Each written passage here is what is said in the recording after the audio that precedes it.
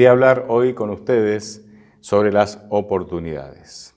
Yo soy un convencido que Dios, o que la obra de Dios, o incluso nuestra vida, avanza gracias a oportunidades que Dios nos da. Y hay como dos ingredientes que a veces nosotros esperamos para que se generen oportunidades. El primer ingrediente es circunstancias favorables.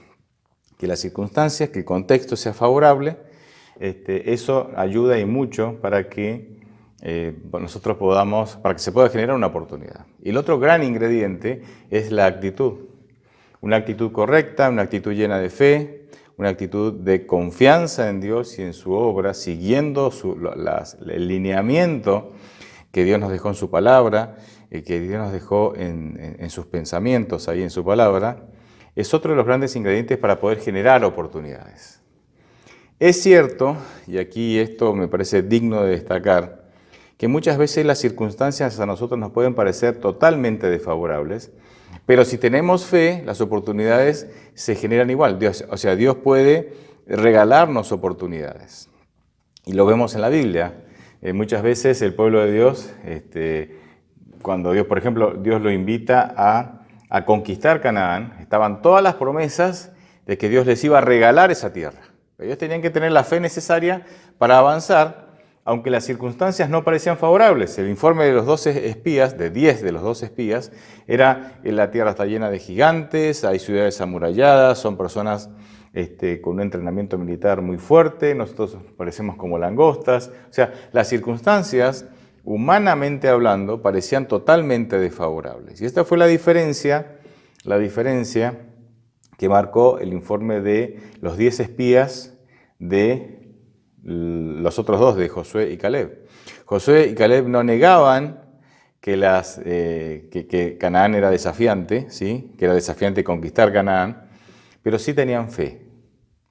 Así es que pareciera que de estos dos ingredientes, la fe, la actitud de fe y confianza en Dios, es la que marca la diferencia a la hora de poder aprovechar las oportunidades que Dios quiere regalarnos,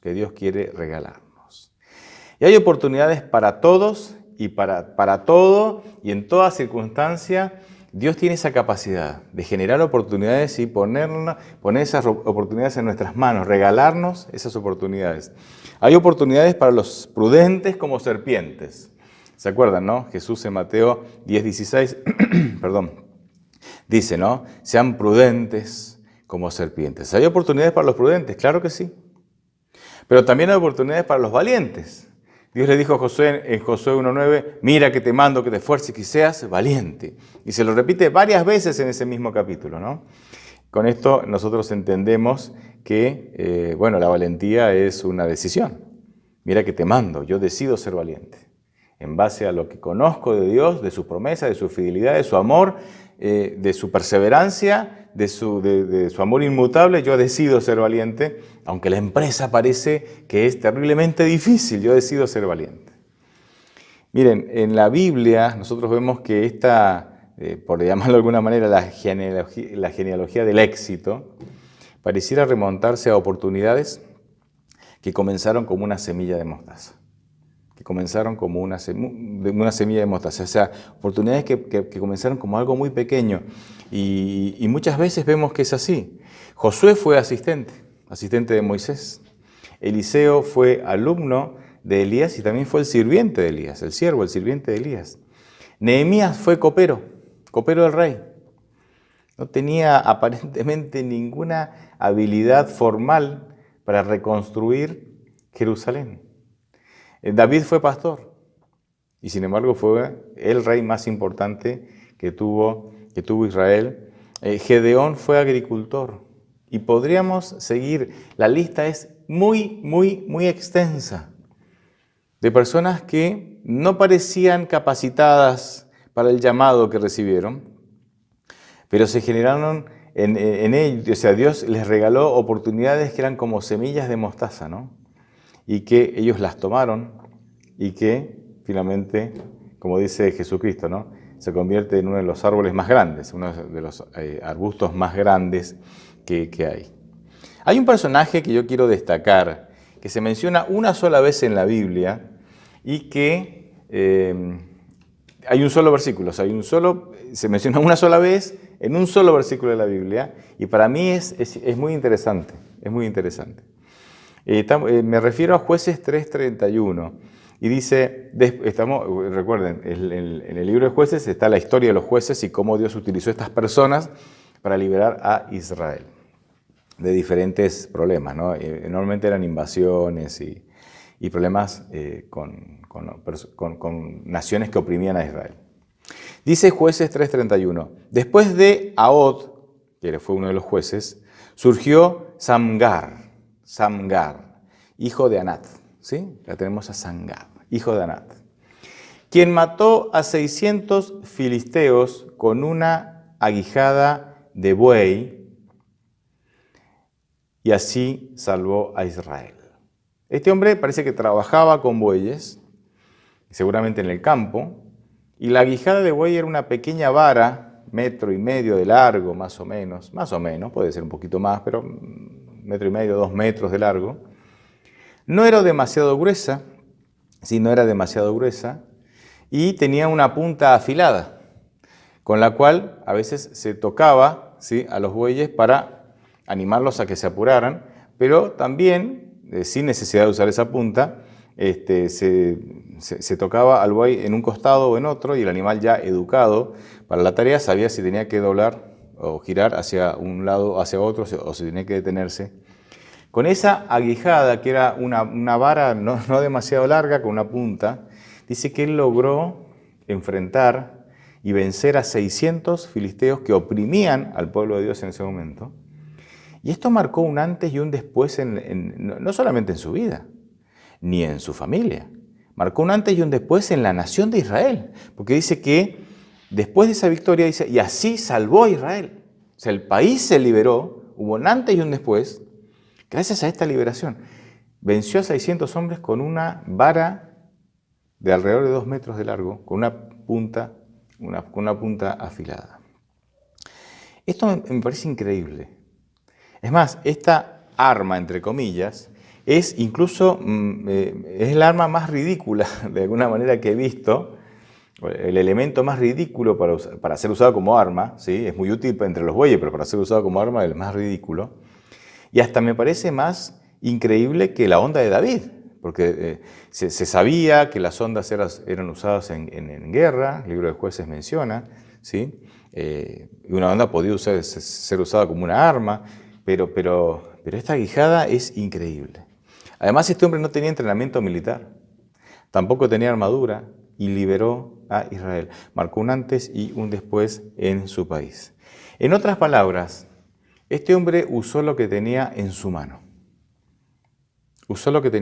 Y las circunstancias eran totalmente desfavorables.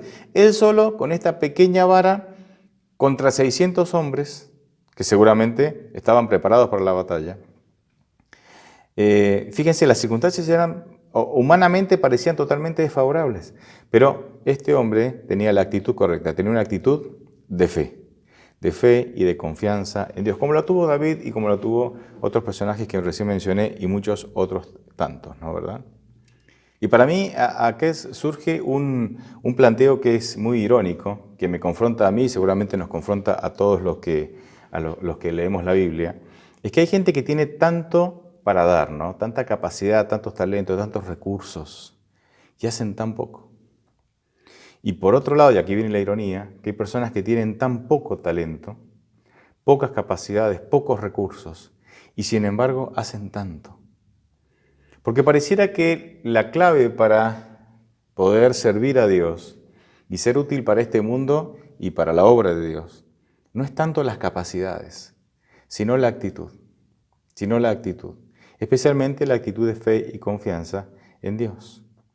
Así es que yo puedo concluir, me parece, esta idea diciendo que muchas veces el éxito viene cuando aprovechamos las oportunidades que Dios pone en nuestro camino. No necesariamente cuando tenemos circunstancias favorables, aunque no está mal tenerlas y está bueno aprovecharlas. Pero el éxito me parece que viene más bien cuando uno aprovecha las oportunidades que Dios pone en nuestro camino. Hay una frase que me gusta mucho, la quiero leer, y dice: Las oportunidades son un regalo de Dios. Las oportunidades son un regalo que Dios te da.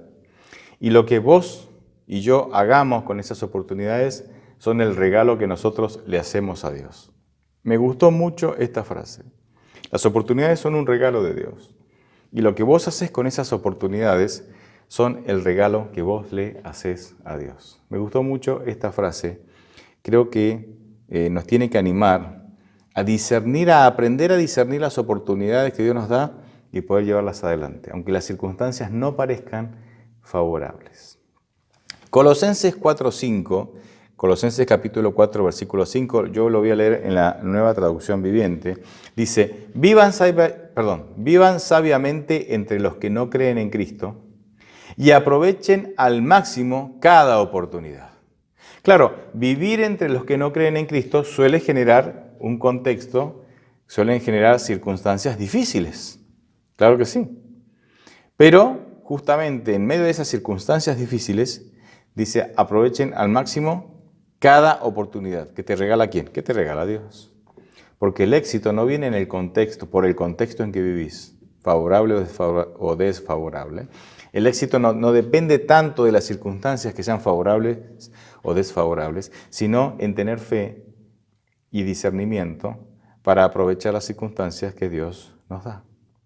Me parece a mí que para poder saber cuándo una oportunidad es de Dios, nosotros tenemos que tener una vida de oración. Creo que a través de la oración nosotros vamos a adquirir de Dios la capacidad de discernir cuándo ciertas circunstancias representan una oportunidad que Él nos está abriendo. Porque no toda buena oportunidad a los ojos humanos es una oportunidad de Dios. Como vimos recién en los ejemplos bíblicos, para Israel o para el pueblo de Dios o para algunas personas en la Biblia, esto está registrado en la Biblia, ciertos eventos no eran buenas oportunidades y sin embargo para Dios sí lo era. Para 10 de los 12 espías y para todo el pueblo, porque todo el pueblo finalmente le hizo caso a los 10 espías, no era una buena oportunidad conquistar Canaán en esas condiciones. Sin embargo, para Dios sí lo era. Entonces, creo yo que a través de la oración, Dios nos va a dar esa capacidad, la capacidad de discernir cuándo determinadas circunstancias son oportunidades que Dios nos está dando, aunque a mí no me parezcan buenas. Pero finalmente yo tengo que confiar en el criterio de Dios y no justamente en mis criterios. Me quedo con la idea de que la obra de Dios avanza gracias a oportunidades que Él va abriendo. Y este pensamiento, esta idea la puedo aplicar en mi vida también. Los planes de Dios para mi vida, los propósitos de Dios para mi vida, avanzan en la medida que yo aprovecho las oportunidades que Dios me va abriendo. ¿Sí? Y retomo este pensamiento para empezar a elaborar la conclusión, que va a ser un poquito más extensa. Pero de alguna manera creo que quiero que notemos juntos, ¿sí?, este asunto de cómo la Iglesia ha ido aprovechando o no las oportunidades. Antes de arrancar con este planteo, que me parece muy interesante y por eso lo comparto con ustedes, creo que nuestra iglesia modelo es la iglesia de Hechos de los Apóstoles. Creo que si nosotros buscamos un modelo de iglesia, esa es la iglesia. Obviamente hay contextos geográficos e históricos, socioculturales, incluso religiosos, que no podremos replicar en nuestros días, porque es una cultura muy diferente que se desarrolló hace muchos años. Pero hay principios fundamentales que podemos extraer de la iglesia primitiva, ¿sí?, de la iglesia que nace a partir de Hechos de los Apóstoles, que hay principios fundamentales que podemos aplicarlos en cualquier cultura, ¿sí?, y en cualquier tiempo. Y quiero, por eso les digo que nuestra iglesia modelo es la iglesia de Hechos de los Apóstoles. Déjenme hacer un breve repaso de algunas tendencias que ha tenido la iglesia cristiana a lo largo de los años. No me voy a ir muy atrás, voy a comenzar desde más o menos la década de los 80, ¿sí?, aunque esto obviamente uno podría hacer un estudio más exhaustivo e ir desde más atrás. Pero déjenme ir más o menos allí. Nosotros observamos a través de los años que en las diferentes iglesias, ¿sí?, ha habido como tendencias, ¿sí?, ha habido como teologías de moda o movimientos teológicos o movimientos ideológicos dentro de la iglesia que se han vuelto muy populares,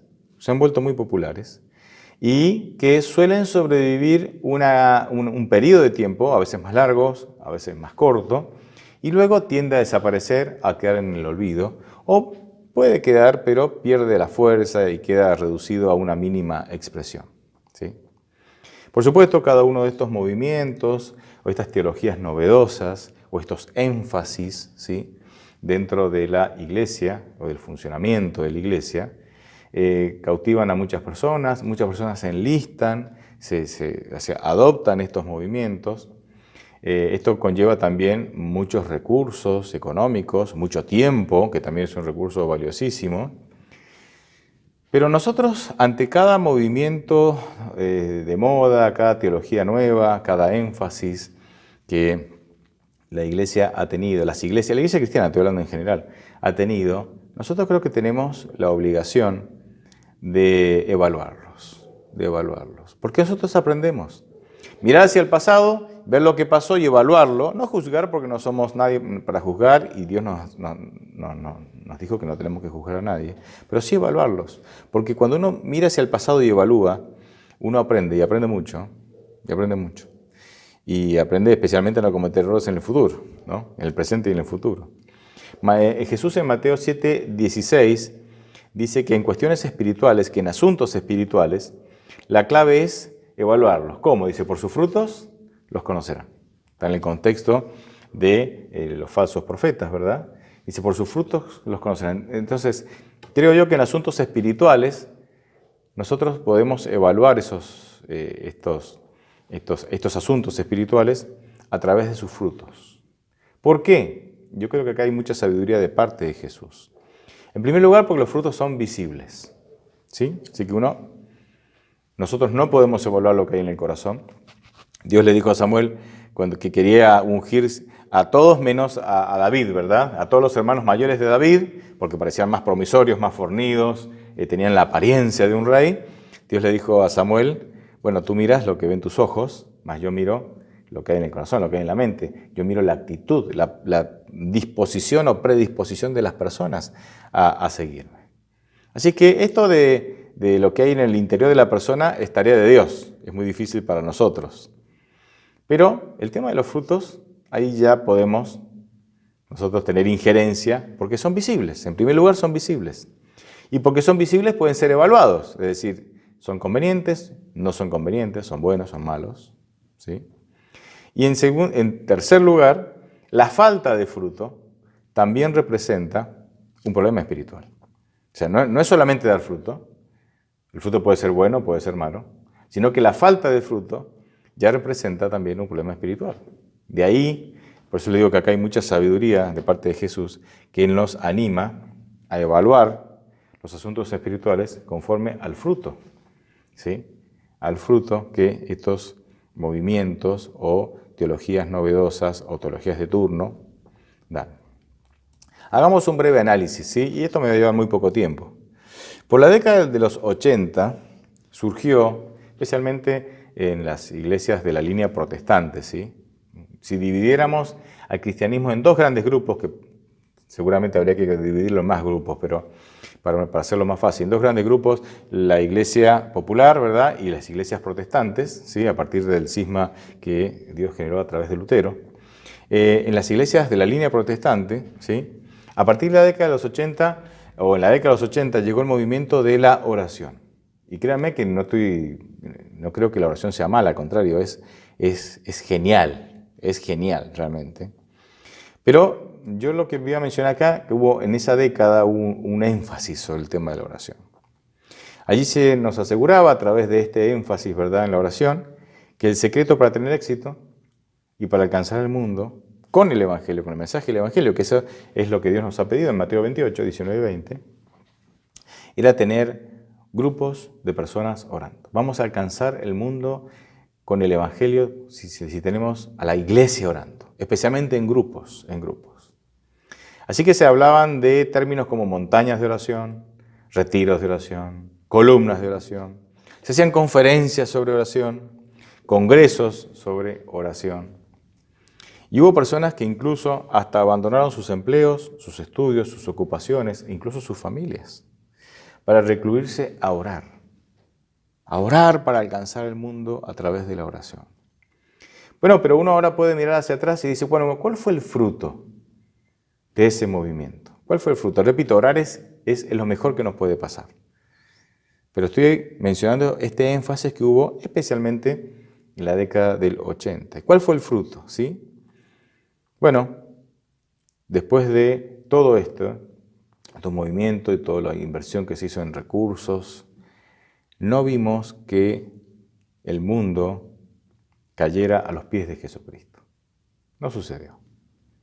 Y con esto no quiero decir que dejes de orar, al contrario, tenemos que orar más. Pero yo les voy a mencionar enseguida cuál posiblemente puede ser el punto por el cual este movimiento de oración no tuvo los resultados que se esperaba.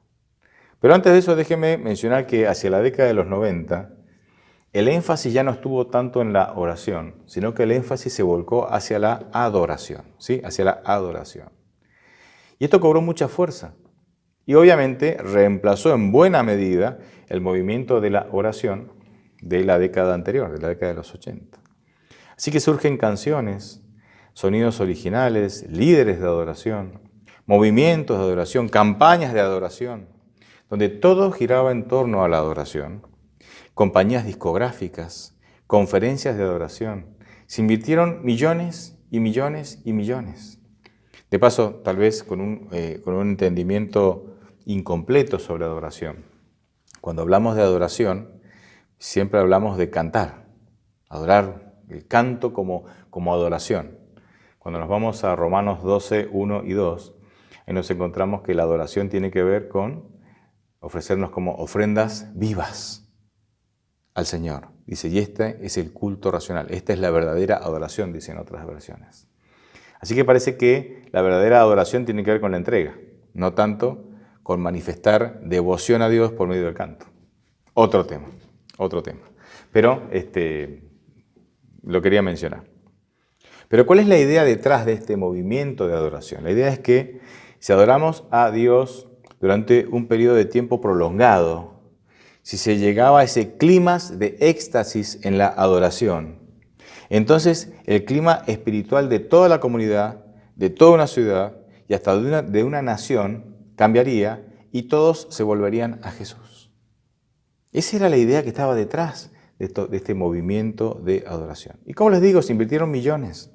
Y esto esta industria se hizo tan grande que hasta surgieron premios, ¿sí? En la industria discográfica para los cantantes cristianos. Actualmente hay un Grammy latino para música cristiana, ¿sí? O sea, ¿me entienden? Esto fue un movimiento que creció muchísimo. Pero aunque la oración y la adoración son elementos vitales en nuestra devoción con el Señor, parecía que el mundo es inmune a nuestra adoración y a nuestras oraciones, a nuestras fervientes oraciones. Y no vimos tampoco en esa década que el mundo se arrojara a los pies de Cristo para buscarlo. El mundo parecía inmune. Y hacia los 2000 surgieron otros movimientos, surgieron otros énfasis. Destaco uno, aunque voy a mencionar varios, destaco uno. Uno de los más importantes fue el movimiento profético, hacia la década del 2000, ¿verdad? El movimiento profético. Normalmente dirigido por apóstoles, personas que decían ser apóstoles de Dios. Y la idea era sanar la tierra y llevar a los habitantes de la tierra al arrepentimiento. Esto llevaría muchísimas páginas a explicarlo, pero yo solamente lo menciono así como manera de título, ¿verdad? Y menciono algunas de las cosas que se hacían, ¿no?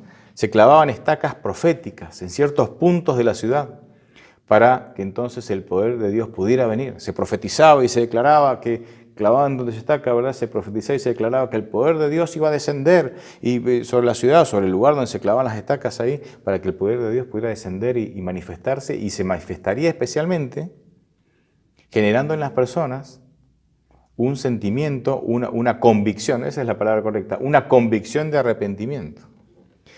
Obviamente hubo muchos congresos proféticos y apostólicos en diferentes partes del mundo, pero el mundo no cambió.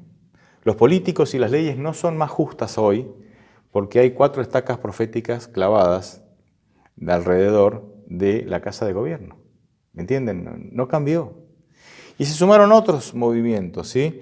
En los últimos años, como 40 días de crecimiento espiritual, en algunas iglesias se los conoció como 40 madrugadas, la oración de Jabes, todo el mundo predicaba sobre la oración de Jabes y se generó toda una teología de prosperidad a partir de la oración de Jabes, guerras espirituales con diferentes nombres, una multitud de nombres para definir o mencionar distintas guerras espirituales. La restauración de Israel, ¿sí? Para aquellos cuya teología los orienta a creer que Israel marca el reloj profético. No todos opinamos lo mismo, pero hay alguna línea en el cristianismo que sí. La iglesia celular, ¿sí? La iglesia en células, en otras iglesias esto se llama grupos pequeños, ¿sí? Que cuando la iglesia se dividiera en grupos pequeños o en células, ahí realmente el mundo iba a cambiar y el mundo iba a caer a los pies de Cristo. Movimientos de empoderamiento, que había muchos, hubieron muchos, hay muchos todavía. Uno de ellos, por ejemplo, era girar 7 veces sobre aquel lugar donde se quería conquistar para el Evangelio, haciendo alusión a las 7 vueltas, ¿verdad?, que dio Josué y su ejército sobre Jericó, etcétera, etcétera, etcétera, etcétera. Podríamos seguir mencionando movimientos de sanidad, movimientos de manifestación del Espíritu Santo de diferentes formas, desde hablar en lenguas, desde ungimientos, desde desmayarse, pero muchísimos, muchísimos, muchísimos. Pero cuando nosotros miramos el fruto de estos movimientos, si bien creo yo que han sido muy útiles en ciertos contextos, especialmente dentro de la iglesia han sido útiles, nosotros no hemos alcanzado el mundo. El fruto de esos movimientos no ha hecho que nosotros alcancemos al mundo con el Evangelio. Y el asunto es que cada vez que esos movimientos se ponían en marcha, se pensaba que ese era el movimiento, que esa era la idea, esa era la teología, ese era el camino. Y bueno, y no era así. ¿Por qué? Y yo no pretendo tener todos los por qué, pero pretendo mencionar algunas razones. Algunas razones. La primera es que posiblemente estos movimientos que son tan populares y gustan mucho, de alguna manera nos excusan, es decir, de alguna manera nos evitan los compromisos reales con la gente real. Yo puedo orar por el hambre del mundo, y está bien que lo hagamos, y ojalá lo hagamos más seguido. Pero si yo oro por el hambre, para que Dios termine con el hambre mundial, y no me intereso por mi vecino que está pasando hambre, entonces hay un problema. La oración no puede reemplazar el ir y asistir, ese trabajo persona a persona, para asistir a los que tienen hambre. Podemos tener en el templo muchísimas actividades, pero esas actividades en el templo no reemplazan la idea de que yo tengo que salir de las 4 paredes del templo para poder interesarme por aquellas personas que están sufriendo por dolor, que están sufriendo de dolor por necesidades, por pérdidas, por desesperanza, por falta de propósito. Una cosa no reemplaza a la otra. Fíjense, leía los otros días 2 casos que a mí me impresionaron mucho y los quiero compartir con ustedes. Una iglesia compró miles de litros de aceite de oliva. Hicieron toda una sesión para bendecir ese aceite, para que ese aceite, fruto de esa bendición, se convirtiera en un aceite de la unción. Esos aceites para ungir que se usaban en algunos episodios bíblicos. Alquilaron un helicóptero y rociaron toda la ciudad con ese aceite. Iban rociando la ciudad, pensando que de esa manera las personas iban a volverse a Dios. Otro caso, ¿sabe? O sea, ¿me entienden que esto requirió mucho muchos recursos económicos, el recurso de tiempo, recursos, personas, ¿me entienden?, dedicando su vida a esto.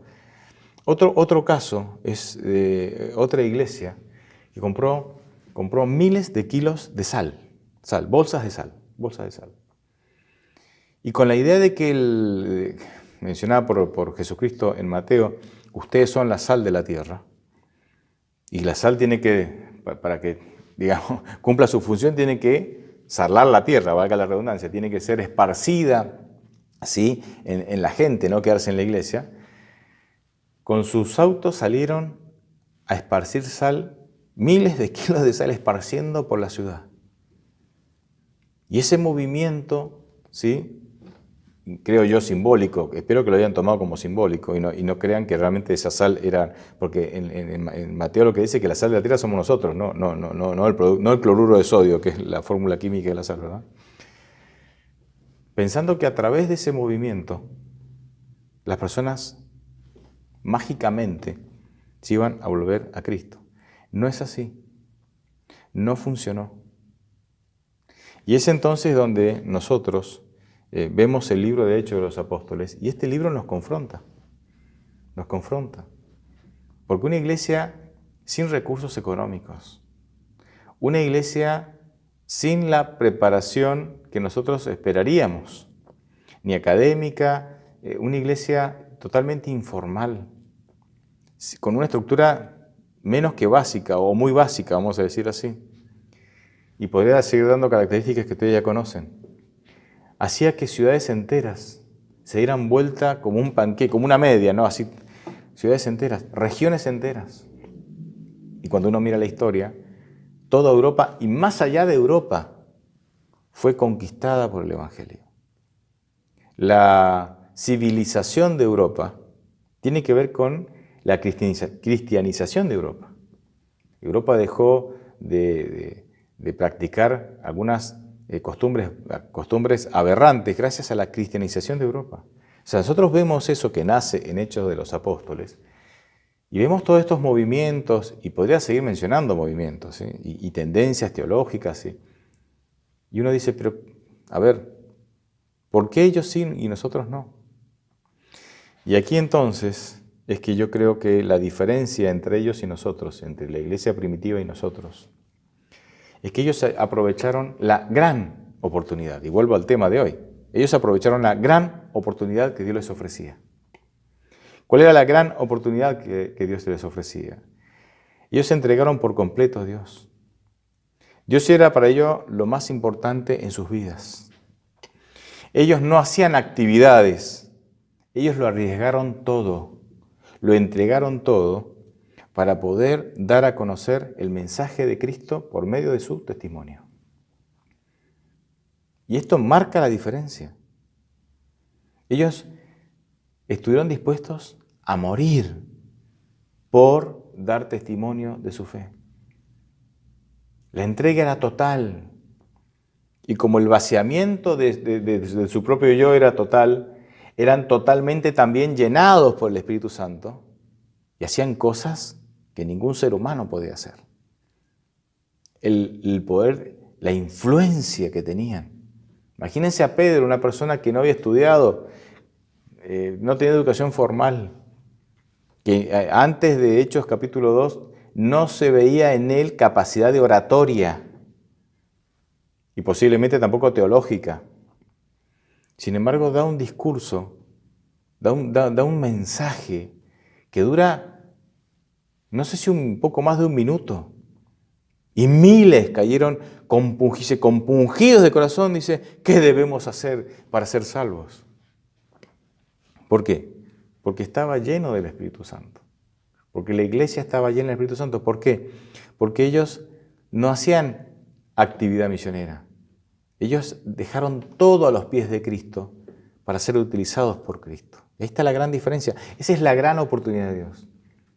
Y Dios te dice hoy, hay oportunidades que no las vas a poder aprovechar. Dios está generando oportunidades que no las vamos a poder aprovechar. ¿Por qué? Porque no estamos preparados para hacer frente a esas oportunidades. Si no estamos preparados, porque nos guardamos un montón de cosas en nuestra vida. No estamos dispuestos a arriesgarlo todo. No estamos dispuestos a arriesgar nuestra vida, a poner nuestra vida a servicio al Señor por completo. Y eso no quita que sigas teniendo esposo, hijos, que atiendas a tus padres, que trabajes. Vos podés tener una vida cotidiana normal, sí, con trabajo, con familia, pero estar totalmente entregado al Señor. Y Dios te va a utilizar de una manera que vos ni imaginás. Entonces, ellos no solamente hacían actividades como nosotros hacemos, ellos lo pusieron todo a los pies del Señor y lo arriesgaron todo, indudablemente. Las actividades no pueden reemplazar lo que Dios nos mandó a hacer. Las actividades no pueden reemplazar lo que Dios nos llevó a hacer, que es llevar a personas a los pies de Jesús por medio de nuestro testimonio. Y para eso, hermanos, tenemos que ser llenos del Espíritu Santo. No medianamente llenos, no un poquito, no, llenos del Espíritu Santo. A veces nosotros queremos competir, y digo el cristianismo, ¿no? A veces el cristianismo quiere competir con el mundo, en el montaje de producciones, dándole a las personas, no sé, actividades novedosas. Nosotros nunca vamos a lograr ganarle al mundo. El mundo se especializa en el montaje de producciones, ¿me entienden? ¿No? Podremos hacer películas, pero nunca serán como las del mundo.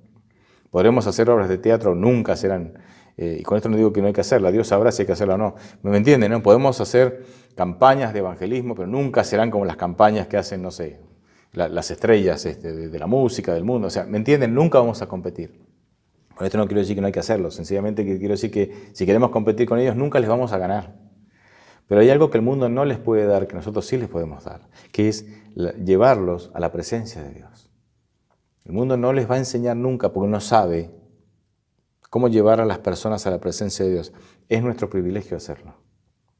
Es nuestro privilegio hacerlo. Pero para eso, obviamente, yo necesito vivirlo. Necesito vivirlo. Hoy Dios nos sigue ofreciendo la gran oportunidad de nuestra vida. Dame tu vida, dice Dios. Entrégamela. Es lo mejor que te puede pasar. Lamentablemente todavía nosotros reflexionamos. ¿Vale la pena dejar mis sueños, mis anhelos? ¿Vale la pena abandonar para seguir la voluntad de Dios? ¿Vale la pena? Todavía lamentablemente nos hacemos ese tipo de planteo. Pero yo estoy orando para que en mi vida y en la tuya sucedan las cosas de tal manera que vos y yo nos podamos dar cuenta de que no vale la pena seguir nuestros sueños y nuestros anhelos.